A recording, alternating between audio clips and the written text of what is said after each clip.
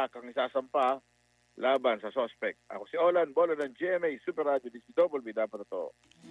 Sumainyo mga maiinit at bagong-bagong mga balita. Ako naman ang inyong kapuso, Dindo Bellosilio ng GMA. Walang kinikilingan, walang pinuprotektahan, serbisyong totoo lamang. Super Radio DZWB News Flash.